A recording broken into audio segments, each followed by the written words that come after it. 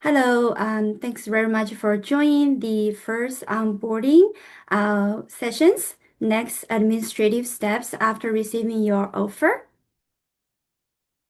I want to take this opportunity to say a big congratulations to each one of you. Congratulations on receiving offer admission to your program. We can't wait to work with you when you join us in the fall term. And so this means you have achieved so far academically, professionally, and this is a big milestone for you.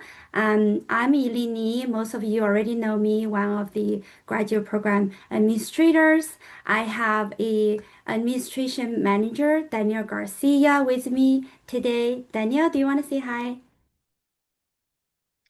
Hello, everyone. And again, I want to echo Elaine's congratulations. You are joining one of the great programs. I'm really excited to have you guys and look forward to seeing you in the fall.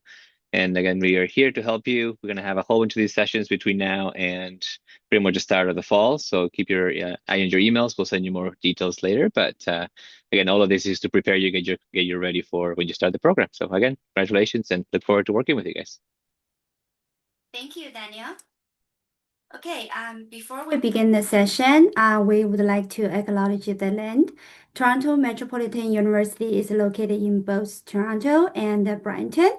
Toronto is in the Dish with One Spoon territory. The Dish with One Spoon is a treaty between the Anishinaabe, Mississaugas, and Haudenosaunee that bound them to share the territory and protect the land.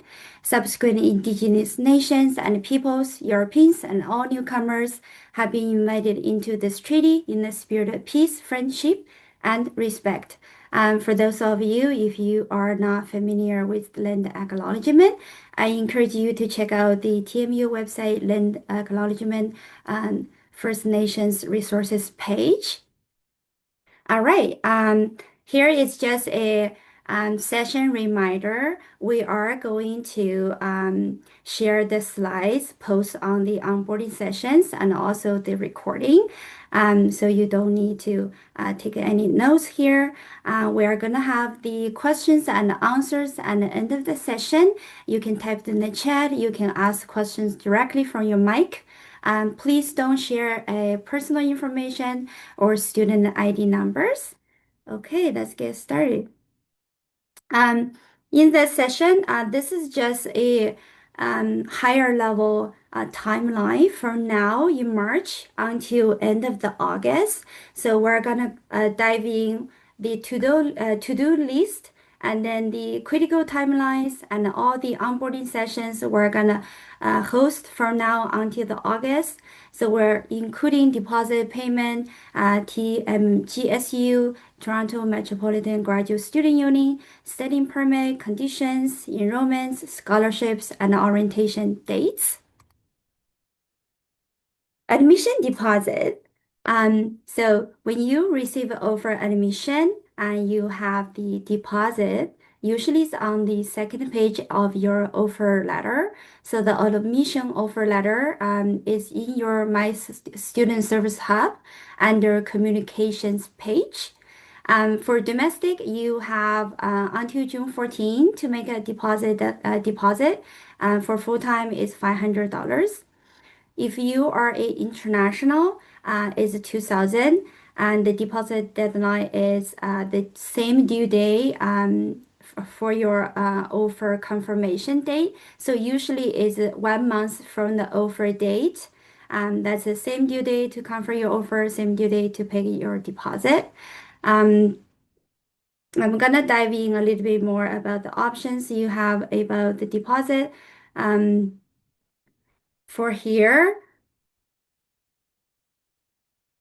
For here, I receive a lot of similar questions about where do you see the invoice for the deposit? There isn't an invoice for the deposit. You can only refer to your offer of admission letter. When I talk about the deposit payment options, you will have all the information, for example, the payee, those information in details. Why you need to pay an admission deposit? This is required for you to receive a seat, reserve a seat in your program for the fall 2026. The deposit is non-refundable. and this will apply towards your tuition. So later in the fall, when you see your tuition, and once you pay your deposit, your tuition will minus either the 500 or the 2000. If every student receive offer to the program, you have a admission awards, and you cannot use your admission awards to replace your deposit. So everyone needs to pay a deposit by the due date to reserve your seat in the program.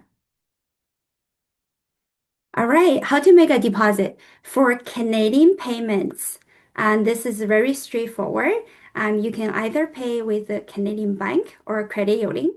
Um, Simply, you can go to your online banking or your mobile banking, add the Toronto Metropolitan University as a payee, add your nine-digit TMU student number.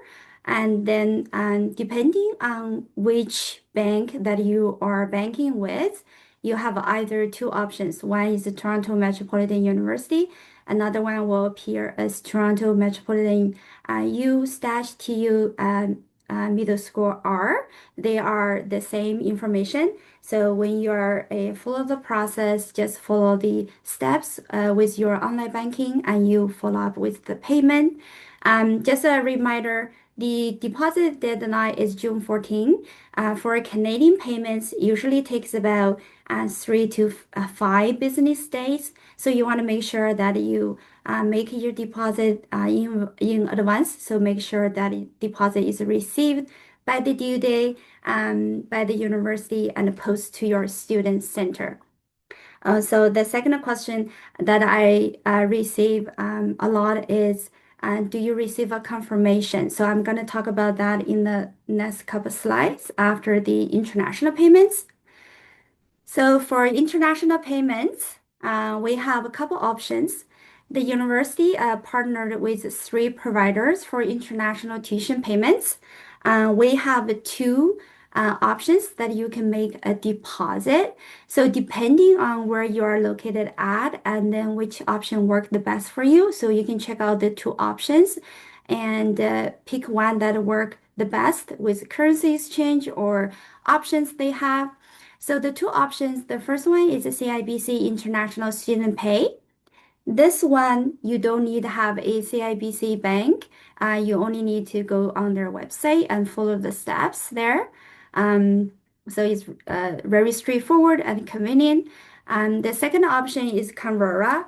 Convera offers more payment options compared with the CIBC, and they also offer multi-linguistic supports. So in your own language, depending on which country you are from. So check out them, pick a one that works the best for you. Again, a reminder for international payments, it takes about anywhere from 7 business days to 15 business days. So you want to make sure that you make a deposit earlier so that your deposit can be received by the university by the due date the same day as your offer confirmation date.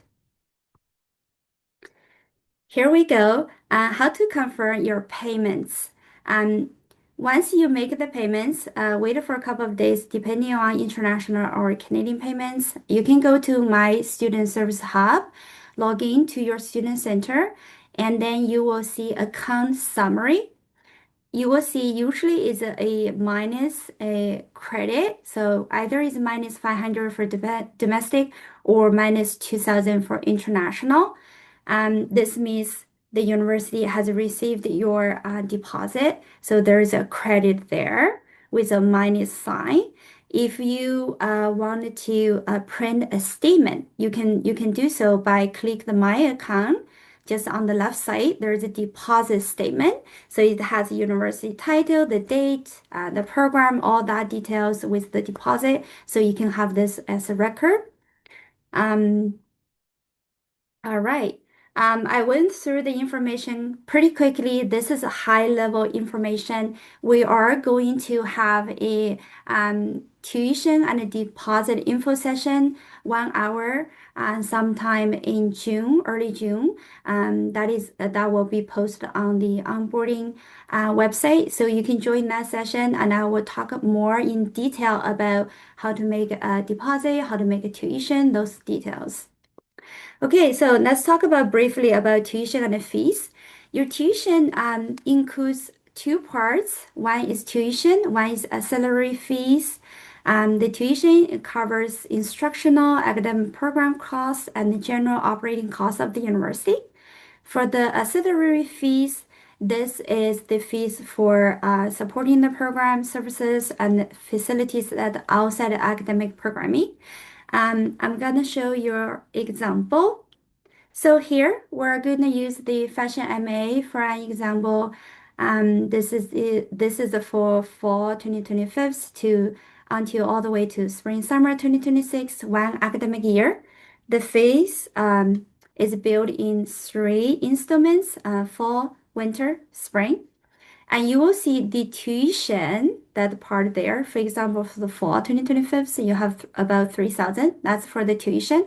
And then the rest of academic support, athletics and recreation, career services, and all the way to the end, TMGSU health and dental plan, student union. So those are auxiliary fees.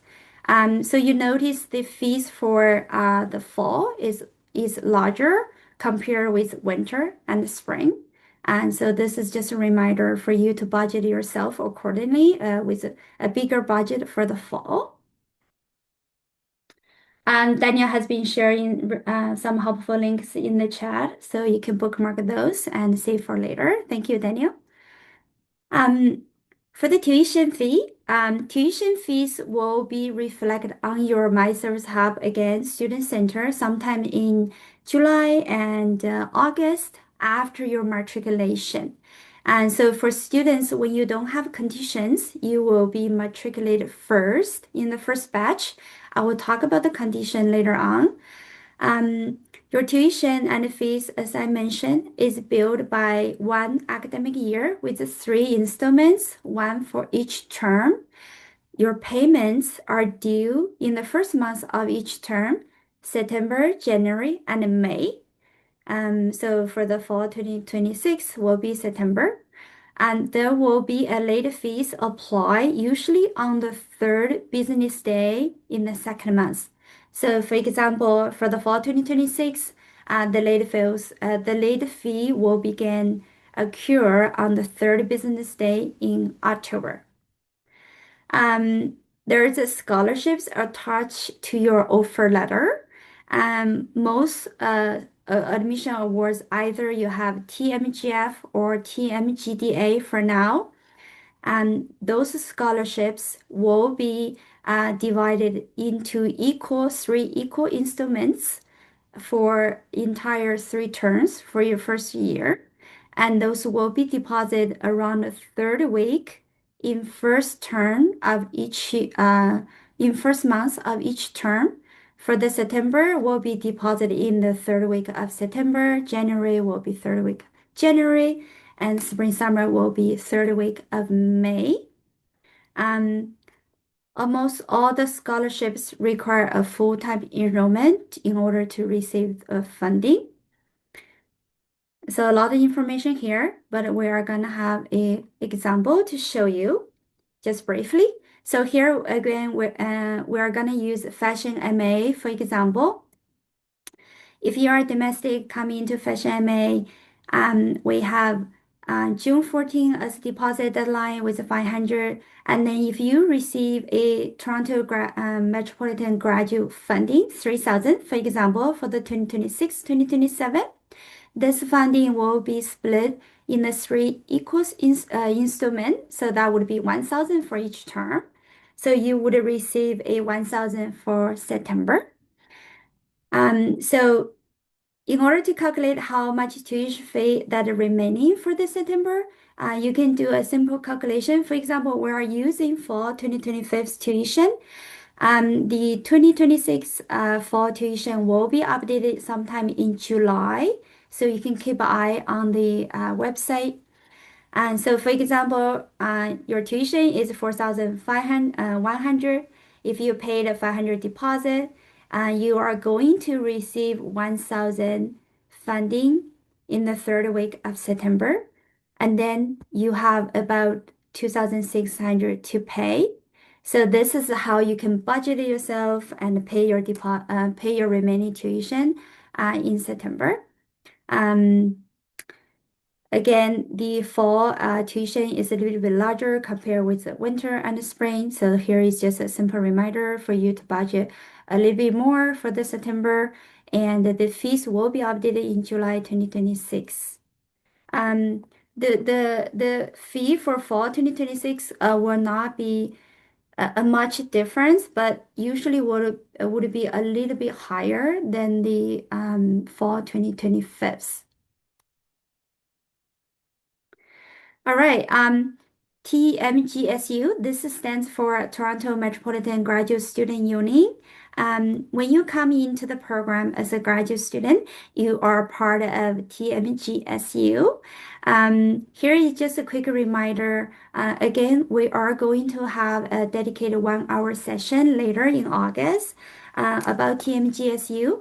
And they're going to talk about what's your membership look like, how's the dental plan, some scholarships that they offer, travel scholarships they offer, and some other benefits and events. And so you will learn more about TMGSU later on. Here we want to remind you, when you are part of the full-time student at the Creative School for graduate school, you are going to pay the TMGSU House and Dental Plan. This is included in your fall 2026 tuition. If you have alternative house coverage, either is from your parents, your partners, or any other sources, you have option to output out of the house and dental plan. And the deadline is October 3rd, 2026. There's an application process. You can go on their website to check out that. The information will be updated later on, closer to the fall 2026. They will require you to submit some documentation to make sure that you have a complete coverage, and then they will follow up with you with your application. And so this is just a reminder about the house and dental plan. Okay, let's talk about study permit. For international students, um, please take a note here. For domestic students, just bear with us. Um, we have a study permit webinar for our international student support team. International student support, they provide a lot of services and resources to our international students. So I highly encourage you to check out their website. They offer a study permit, information, advices, postgraduate work permit, lots of information for international students. What's the expense look like when you are in Toronto? The checklist when you plan to get on airplane to come here. So highly, strongly suggest you to check out their website. They have hosted a student study permit webinar outside of Canada that was in February. So they have a recording we posted on our onboarding website. So I encourage you to check it out. And they also have a webinar that is for study permit that if you apply inside Canada, they have a recording available to watch as well. This is also posted on our onboarding website. It's very helpful. In addition, they have upcoming study permit webinar for students apply a study permit in the United States. They have April 15. So if this apply to you, I encourage you to register to enter the webinar. They also have one session for students to apply a study permit in Canada. So that's April 28. If this apply to you, bookmark this date and attend. They have lots of helpful information they offer during the session, and they have QA and any other related resources as well. Um, for the study permit, you are probably aware it takes a lengthy time to apply and also to receive a study permit. There is a link here from our IRCC, and you can plug your status, you can plug the country that you are applying for the study permit, and then you can see the estimated processing time. And right now for Canada, if you apply in the Canada, it takes about 6 weeks. And so this is information changes daily. So I encourage you to check out. And we have some tips here to share with you. Always apply early. So when you receive the offer, after you make a decision to join us, that's the time you can begin to gather information and apply for a study permit. Take advantage of international student support, and they offer a lot of different ways to help you with your study permit journey. They have drop-in hours that's in hybrid. On Tuesday, they have Wednesday virtual, they have Thursday in person, and so a lot of options. Um, they also have one-on-one appointment that you can submit your study permit documentation to the portal that they have, and you can follow up with a meeting schedule with them. They will review the documents that you submitted and have a one-on-one advising session based on information that you submit. We also have an international student advisor, Zach Ruth Walker. His email address is here. If you would like to reach out to him, have any additional study permit information, you can reach out to him. So lots of information here, lots of support. So I really encourage you to take advantage of ISS support team. And any questions, please reach out to them.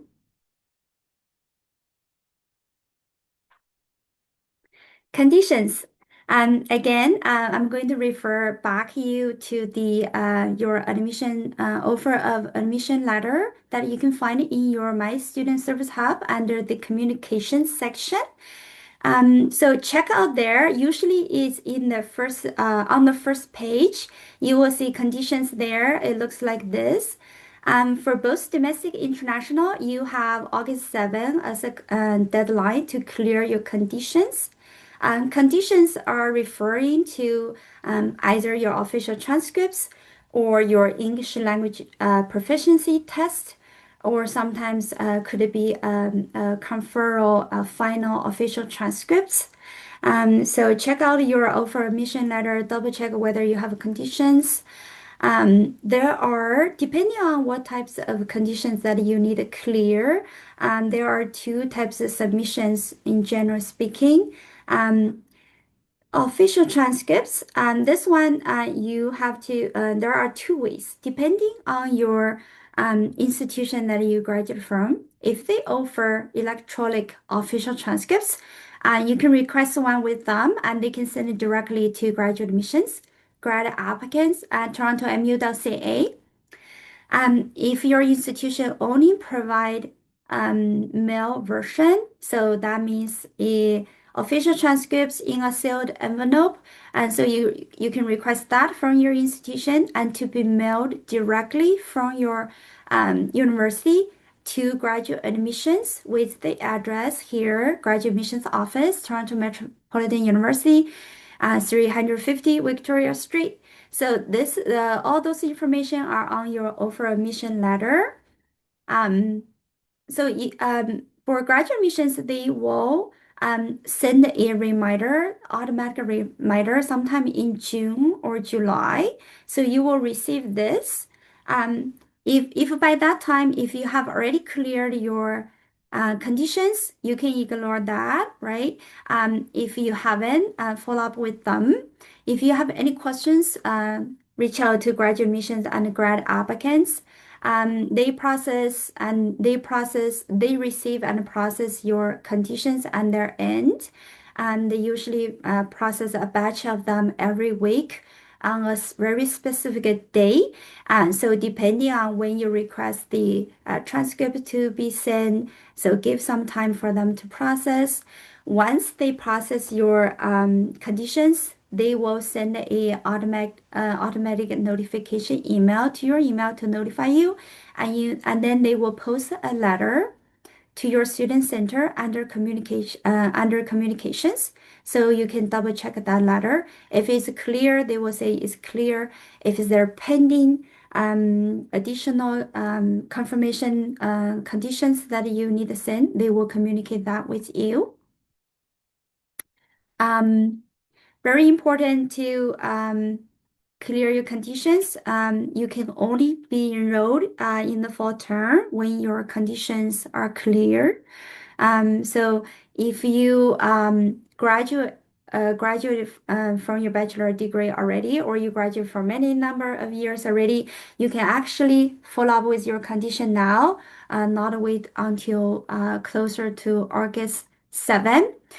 If you are in your final year or final term of the study, you can follow up as soon as you have your official final grades, sometimes end of July or end of the August. If your official grades for your last term is later, um, after August, in this case, please reach out to graduate admissions, grad applicants at torontomu.ca, so they will advise you what to do for a conditional matriculation for the fall 2026 term. Um, all right, so I'm gonna dive in enrollments. This is a very popular question I receive all the time. So, as a graduate student, we are going to enroll you in your entire academic studies with us. So you don't need to do a course intentions like your undergraduate studies. We will enroll you. Um, so here's a reminder.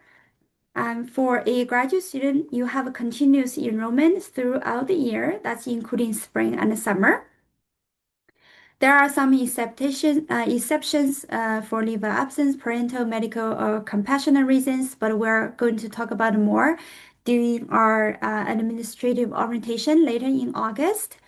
For the enrollment dates, we will enroll you sometimes in August, but we will email you sometimes in July with your schedule, with the elective course selection Google form.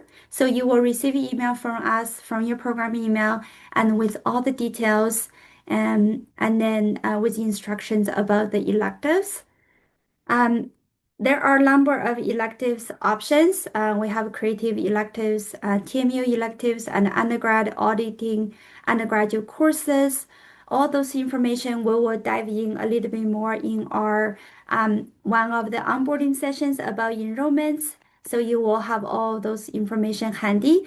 For now, you will have the slides. You can take a look of the course, the elective for the creative school. So you have some preliminary information there.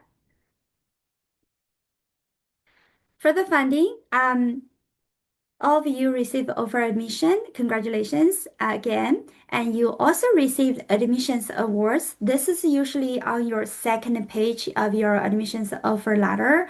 You either receive TMGF or TMGDA. If your program you have a second year, you will also have some funding from the program. The funding will be communicated with you sometimes in June, July in your in next year 2027, just before fall 2027. For each program, we have Ontario Graduate Fellowship OGF. This is 12,000. Each program will award this one to a top domestic applicant, and this will be confirmed sometime in June, early June. So keep an eye on your email from the program that you are admitted to. I just want to briefly point out the external funding for the OGS and TMGS. For students who have A minus in each year for your last 2 years, you have already received my email with the email subject line admissions process updates, OGS, TMGS scholarship application due March A. So this means you are eligible to enter the OGS TMGS competition. So if you haven't submitted the OGS supplemental form, please submit the form to the Google submission form in the email. And this funding in your second year, if your program has a second year, we will double calculate your cumulative GPA. If you are eligible, we will advise you to apply. There is a different application process, and we have some assistance in the program to help you navigate with all the details. I'm gonna repeat the Bridging Divines entrance scholarship again, and this is for masters. So both domestic and international, you have 35,000. Um, this is renewable for 2 years, and the deadline is April 1st, so you have less than 2 weeks. It's entirely based on your major research topic. So I highly encourage you to check out if you haven't. If you have any questions about application process, reach out to them. The application Google form is also on their website as well. The Bridging Divine for PhD students is a different funding amount is even higher, 45,000.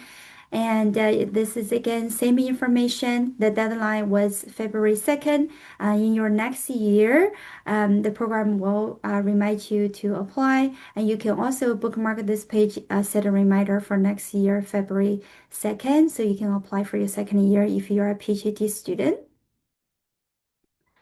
For the funding here, the first one, Award Spring, and this one, once you are enrolled and active in the fall, we will remind you to create a portal with Award Spring. We're going to have a dedicated 1 hour session for Award Spring as well. So you will learn more about details of Award Spring. They offer a lot of scholarship awards, bursaries. It's entirely based on your financial situation. And so you can create the portal later on when you with us in the fall. The second one, assistantships. This is a very popular question that I receive. You can begin to apply for academic assistantship sometimes in as early as July, and this is under TMU career section for students. Each faculty will begin to post their assistance opportunities in July and throughout the year. So you can keep an eye there. You can apply in the faculty that you accept the offer to, or at the creative school, or any faculty at the TMU based on your experience. On the same section, the TMU Career for Students section, you have Career Boost. Career Boost also offers a lot of work opportunities for both international and domestic. So I highly encourage you to check out that as well. The last one is OSUP. So OSUP, this is for domestic students. Here, I just want to remind you, this is entirely based on your financial situation. OSUP does offer some grants, the money that you don't have to pay back. Um, I want to go back to assistantships. So for assistantships, some faculty they prioritize the incoming first year graduate students. So if we receive email from the program that they want to and they want to hire the incoming graduate students and give them priority to apply, and keep eye on your email, and we will forward that email to you so you can apply. Here again, I just want to remind you of the Yale School of Graduate and Postdoctoral Doctoral Studies website, and they have a lot of scholarship and awards, all those depending on your major research topic and your overall financial situation. On the same page, we have external funding as well, so you can check out that. Lots of opportunities there. All right, lots of information about orientation dates.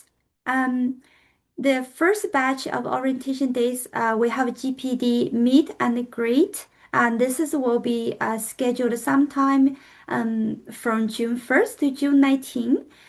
This one is either 30 minutes or 45 minutes with your GPD and your classmates. It's very informal. It's a middle grade with your GPD and to meet your classmate. So keep eye on your email for the exact date and the Zoom link. The next one is a program specific orientation. This one will be scheduled sometimes in the mid and end of the August. This session will be entirely just for your program with your GPD. So your GPD will cover the topics about the curriculum, major research projects, supervisors, internships, if that apply to your program, and any other important information. And so keep eye on your email for this one. And the last one is graduate student orientation. And this is mid to end of the August. We have day one with university resources, a lot of useful information. This is virtual. And the second one is the with the graduate administration team with us again, and we will dive more deep into administrative sections for you and important critical dates, for example. And the last one is social. This one will get you a chance to meet your classmates in your program, but also for the also with other graduate program students for the all 11, 12 graduate program students at the creative school. So it's a great time to connect with all of them. Again, I went through the information very quickly. All of those information will either email to you or post on the onboarding session. So keep an eye on the onboarding session website. The last information is significant dates. This is also slash critical dates. This calendar will facilitate your planning for your academic, along with your personal arrangements or travel or work. So right now we have fall 2025 until spring summer 2026. For the fall 2026 dates, this will be updated in July. So this gives you information about first day, last day, what's the day to withdraw a course with a refund or penalty or no penalty, for example. And you can also refer to the date between two terms. And then if you have travel plans, you can refer to those dates. For each term, we have 13 weeks that you have classes, and there's 1 week in the middle. It's called a studying week, and you will have you won't have classes scheduled, but you might have projects, assignments, readings that are assigned by your professor. Okay, so I think this is the end of the presentation. Here are the helpful links, and then we have the second page as well. Again, the slides will be posted on the onboarding session. We have the next, the same session, that is April 9 and the 6, 7. Same information for students who are unable to join. I'm going to stop share so we can see each other. Please let us know if you have any questions.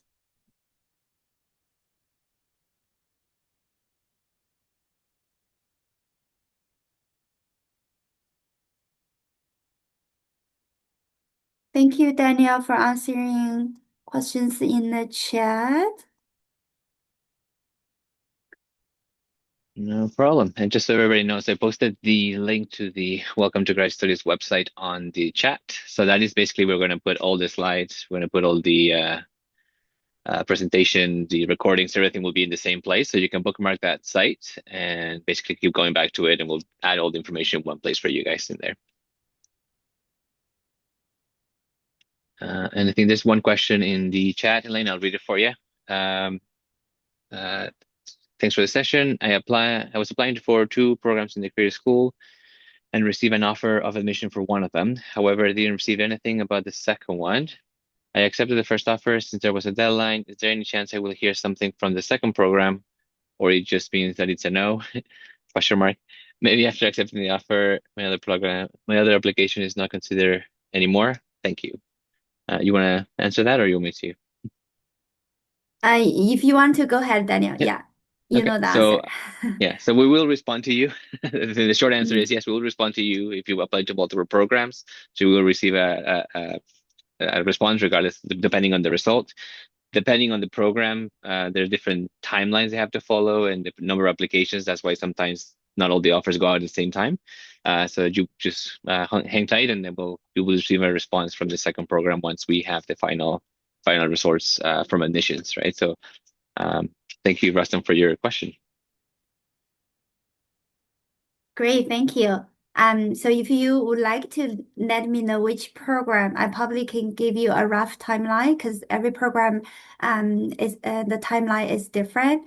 For sure, we will get back to you. Even with a rejected offer or wait list, we will have all of those information communicate with you.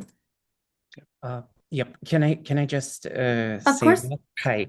The one I'm waiting for is script writing and story design. Right. Okay. Thank you for sharing. Yes. I anticipate I will be able to get back to all the students who applied by the end of next week. Got it. Thank you.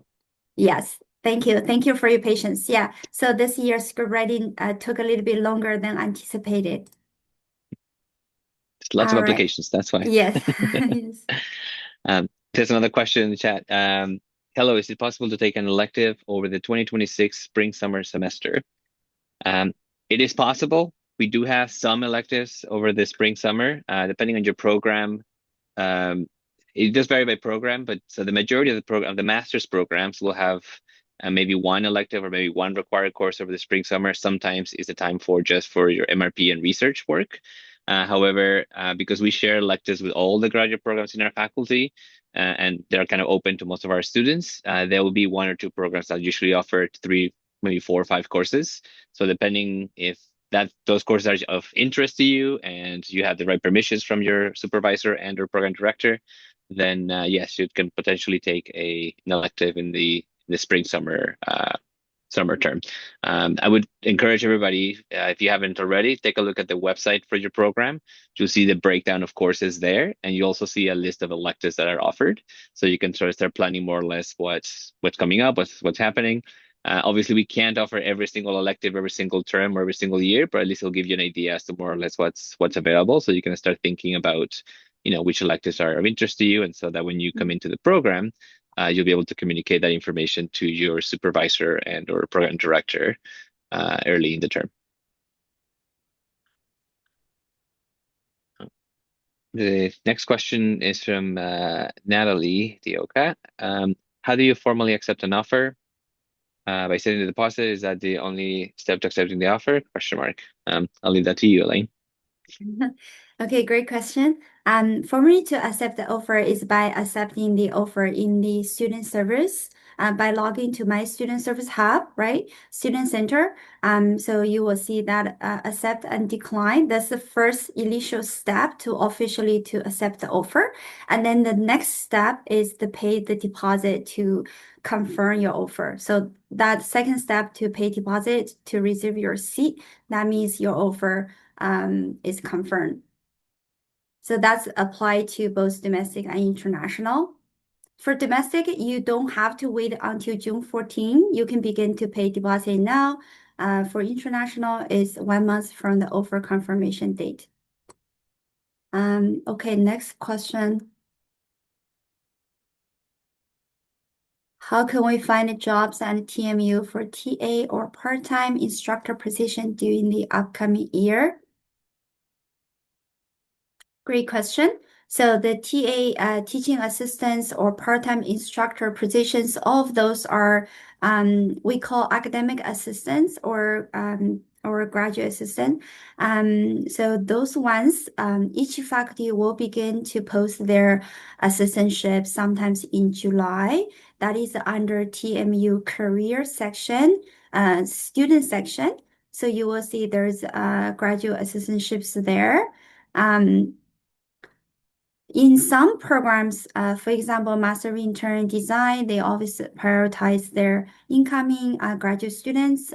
So sometimes around late July or early August, or sometimes maybe even late August, depending on when the position are finalized, they will email us those positions, and then we will share the email with the details to our incoming Master of Intern Design students, and then they can apply. But in addition, you can apply for assistantships with other faculty and the creative school, and also any other faculty at TMU as well. Sorry, that's under the TMU career section, just to verify. Yes, TMU career, yes. And So then you once, mentioned, I'm sorry, I didn't mean to interrupt you. that's okay. And go ahead. Okay, so I've been teaching an HBA program in film and television for the last 3 years on a part-time basis. So I suppose I'm always interested in finding out, especially if I'll be at TMU, if there's an opportunity to teach if they're looking in their bachelor program. So I think that's like I'm more than prepared. I'm not going to work for a year, so I'm looking for any kind of extra cash. Um, and so obviously if there's an opportunity for someone with my experience to try and find something to teach at the bachelor's program, where would I look for that? Because you had mentioned it was a student section for TA. So I'm just curious in regards to, even though I'm a student, I'm just Yeah, wondering how I'd be treated. Hopefully great well. question. Yes. Daniel, go ahead. Yeah, I can take that. So yes, Peter, it's the same. It's actually the same website, and this actually Oh, applies for everybody. So if you look at the website, Yeah. we put the link in the chat there. There are oh, going to be different beautiful. sections in there. So there'll be some for faculty and instructors, some for staff, looking for students, and so on. So for most academic assistant positions, research assistant positions, and those kind of student jobs, look at the student Yeah. section. If you're looking for instructors or Oh, okay. faculty positions, take a look at that. In terms of timing, for academic assistant positions, like Elaine mentioned, usually just before the start of each term, they'll post most of those. For faculty positions or instructors, those usually happened, I want to say, within the next 2 3 months, so April to May. So just Yeah. take a look in there. And then for everyone, and when you look at the career site and you go to the first screen, there'll be a section where you can actually register to be notified of any positions that become available via email.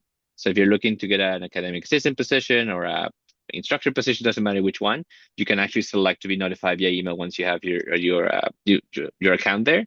And so you'll get an email every, I think, once a week or something like that, but once there's a new position posted. And that just makes sure that you don't miss anything, throughout the academic year, because positions go up, throughout the year, depending on what's available. And that'll be for the whole university. That's not just our faculty, that applies for anything in the university. So as long as you have the background and qualifications, you can apply for those and help your support your studies.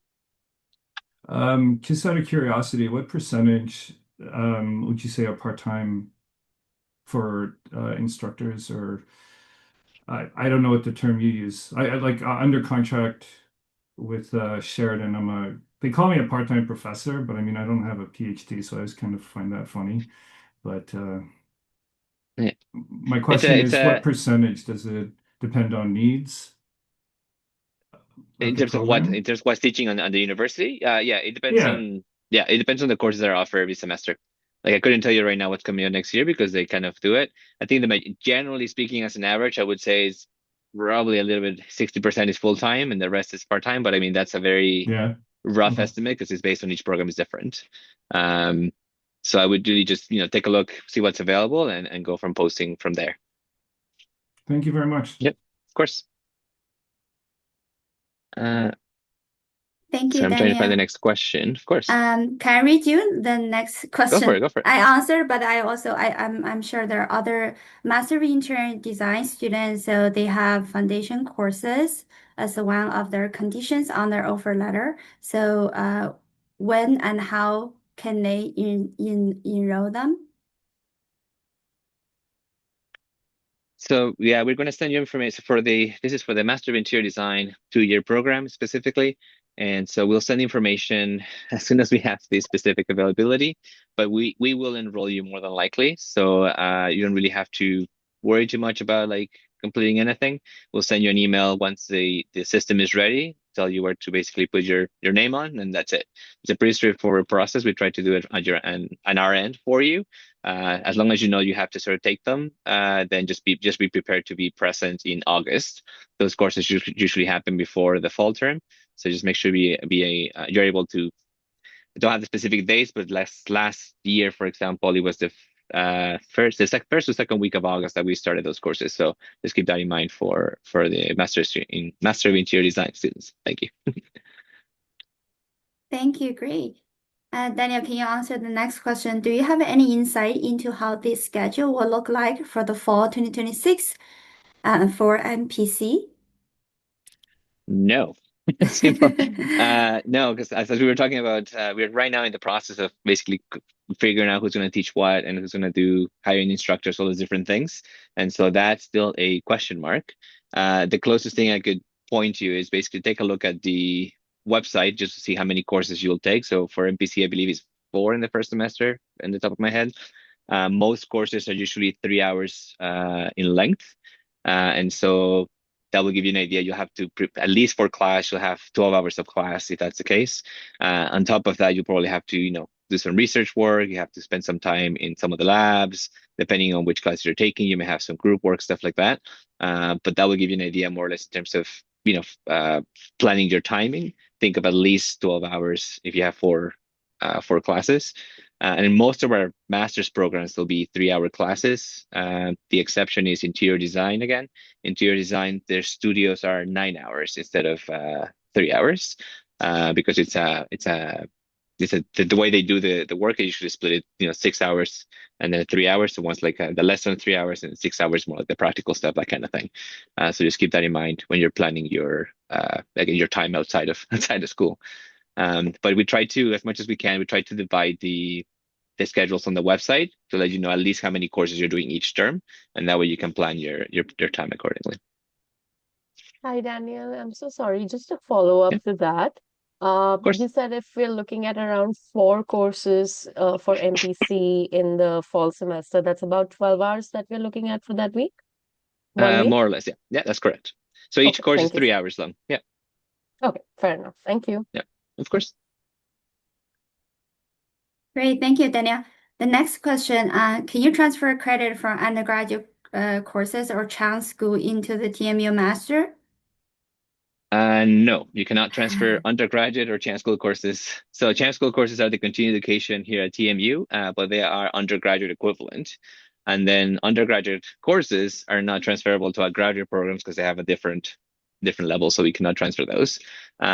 However, graduate students do sometimes like to take undergraduate courses. So as you come into the program, you may have some interesting backgrounds, different areas of expertise. And as you're doing your research, sometimes you find, you know what, I need a little bit of extra information about this topic or that topic over there, or maybe more skills in this area or so on. And so you do have the ability to take the course as an graduate audit, which means you don't get graded on it, but you do have that course in your transcript. And basically it's no extra cost either, so you can just take it because your tuition is a flat rate. And so if you do need extra knowledge in certain areas or topics, sometimes we can get some of you guys in the undergraduate courses, but they do not count for credit, which is a big thing. It's just a separate extra course for you, just for the knowledge of it, not for the credit. So just keep that in mind. Okay, Daniel, I do have a question here. So, Yep. with respect to it not being in the, I mean, you're mentioning it in the transcript, but technically it cannot be counted towards the master's degree as a whole, basically. Correct. Okay, so do we give the exams or are we just attending the class for these kind of courses? For audits, Yes, exactly. it would depend on the course because you basically have to chat with the instructor, figure out what get their permission to audit the class. And then depending on how the class is being taught, sometimes you have to participate in some of the group assignments or things like that that happen throughout the semester. But you make that agreement with the instructor. And generally speaking, you do not have a final exam or you don't present a final exam because you're not receiving a grade. On your transcript, you'll basically say, I don't know, course 101, and then instead of a grade, it will say AUD for audit.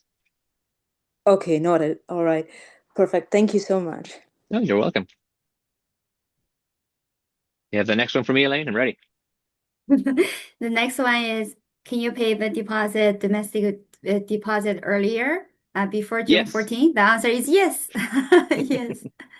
If you want to Um, reserve your spot, do it. I mean, it's the same process and everything. It's just the June 15 deadline is set by the Ministry of Universities. But yeah, you can pay at any time between now and that date. I don't see any. Maybe there's one more. Yeah, Um, I had a couple of more Yeah, questions in the go for it. chat earlier. I was wondering if my transcripts can be sent from Wes because I'm a domestic applicant, but my school was outside Canada and US, and they were not very they were quite reluctant to send my transcript even to Wes, and I was wondering if I can just order an additional official copy and send it to your office. I don't think I know like almost 99% sure that they're not gonna send it to you directly, even if I ask them. Yeah. Let's maybe Rustin, let's take this one offline because Okay, normally yeah. no, we don't accept Wes Mhm. Mhm. as transcripts. But in your specific scenario, we can take a look what other options you have. So maybe just send an email to your program email address, and then Elaine and I can contact Okay, figure out okay, what thank you. options we have because yeah, Wes is really not a thing that we do at TMU generally speaking. So that's fine.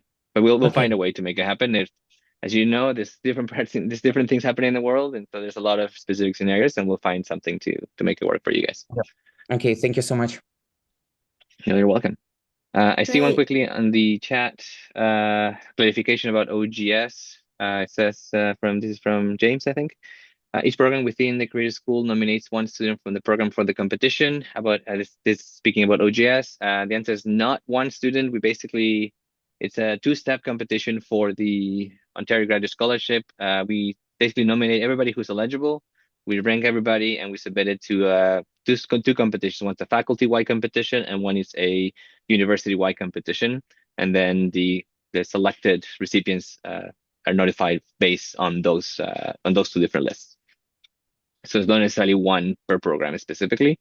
Sometimes in the past we've received at least one per program, but it could be more in some cases. Like some programs in the last couple of years have received 3, 4, 5. It depends on the applications that we received that year.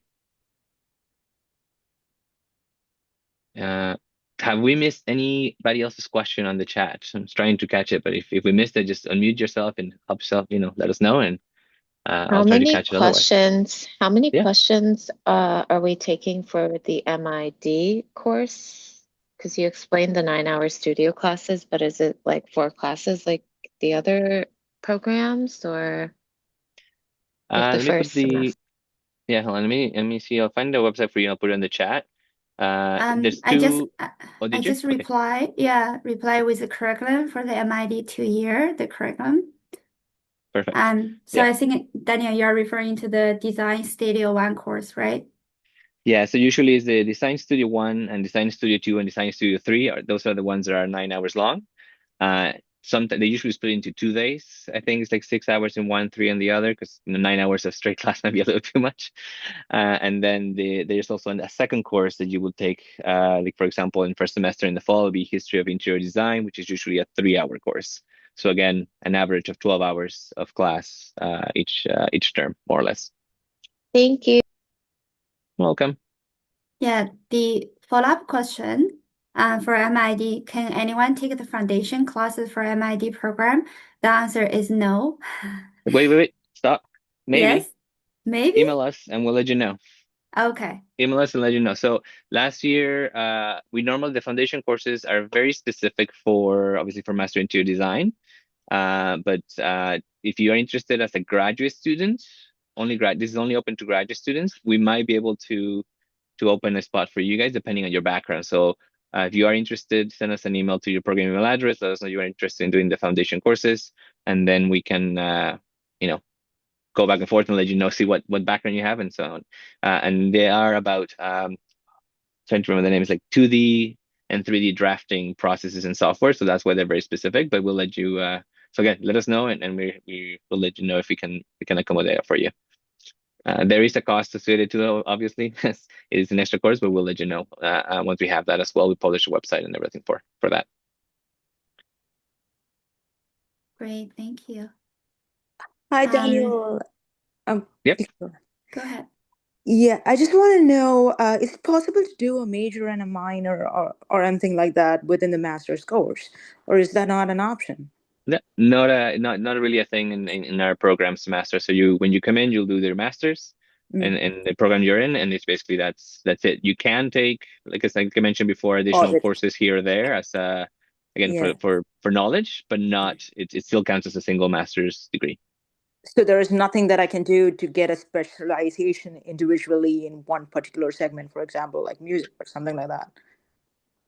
Not really. What program are you in? Media production. Media production. Media production, no, so it wouldn't be necessarily specialization like that. The one thing that you can do in media production, if you want to finish with 2 degrees, is they do have a MBA pathway program. So basically, the first year of the program, you'll do your media production MA degree, starting in the spring. I think starting the first year of spring term, then you'll transfer over to the MBA, start doing MBA courses, and then you'll complete the program in 2 years, and then you finish with the media production MA as well as a master's in business administration from the TRSM school. So a 2 year program, basically 1 year program becomes 2 years, but then you finish with 2 degrees, and some of the courses sometimes can overlap depending on more specific requirements. But at that point you're spending an extra, like say, an extra year to be able to complete the second degree. Okay, noted. Thank you. Yeah, you're welcome. Any other questions I missed? How much are the foundation courses for the summer for MID? I will have to get back to you on the final cost. I don't have it yet. I'm trying to remember last year. Sorry, 1 second here. I want to say, top of my head, I think last year was around $850, but I would have to double check. I don't want to quote you the wrong price. If you don't mind, just send me an email to the MID at torontomu.ca email, and then we can let you know the information once we have the final costs. Thank you. Yeah, you're welcome.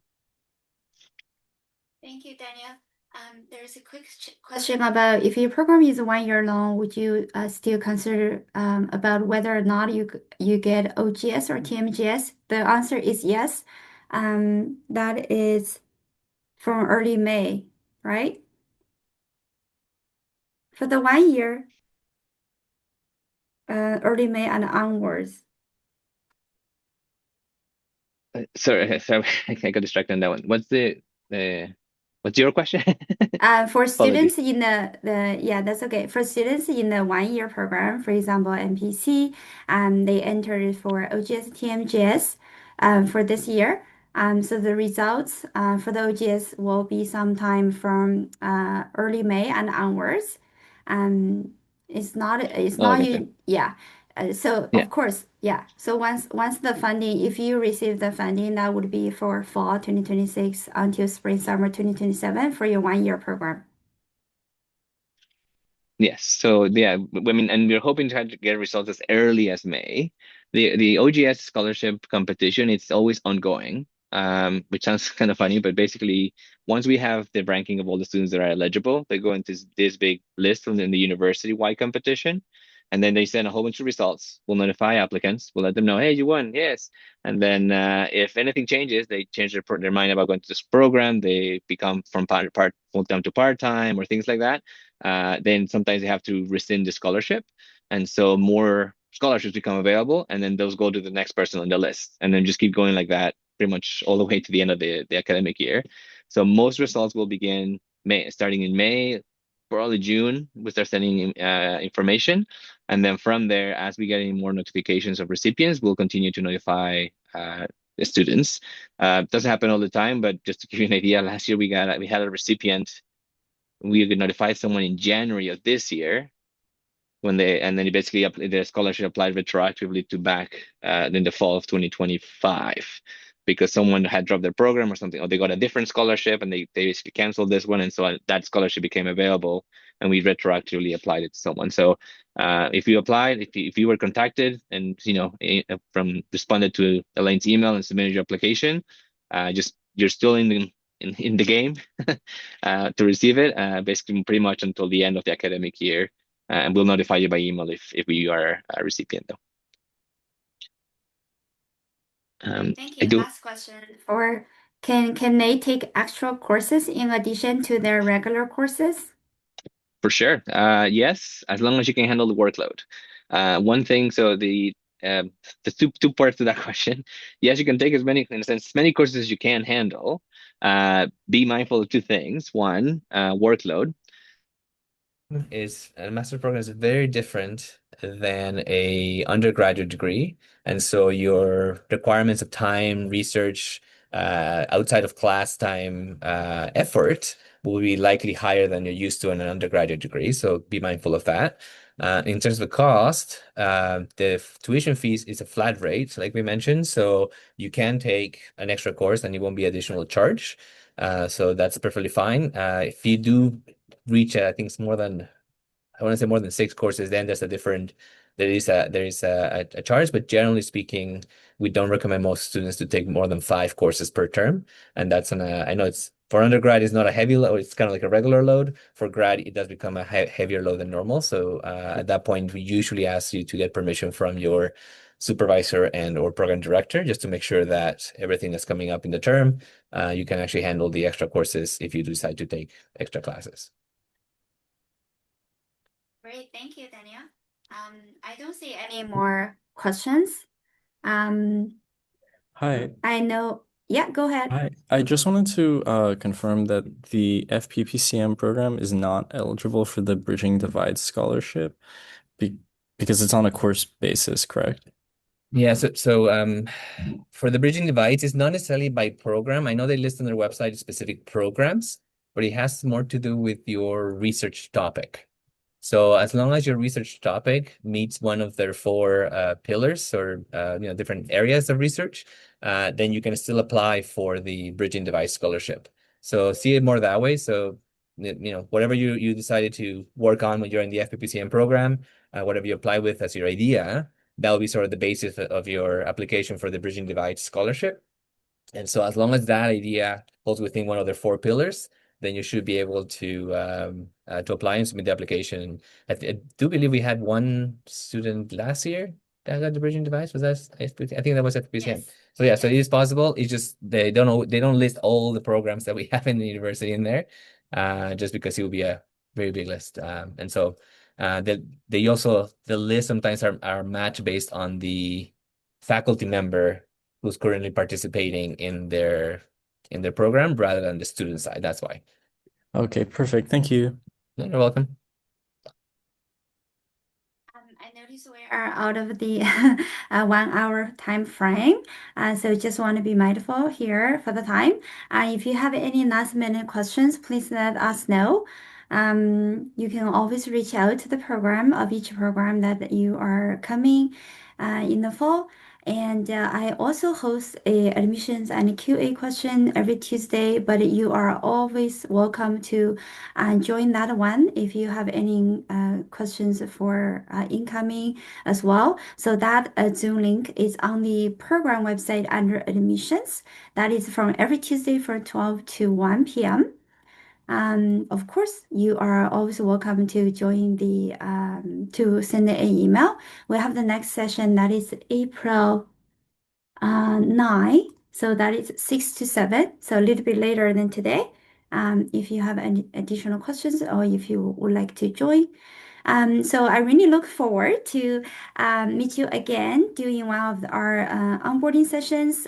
So keep eye on the onboarding sessions website. Each session will be confirmed and you will have the Zoom link there so you can register and attend. In the meantime, Always reach out whenever you have any questions. For some of you, you might email me. I will for sure get back to you. Thanks very much for joining today's session. Very nice to meet most of you, and thank you very much for great questions. Thank you very much, Daniel. Thank you, and thank you, everyone. And congratulations again.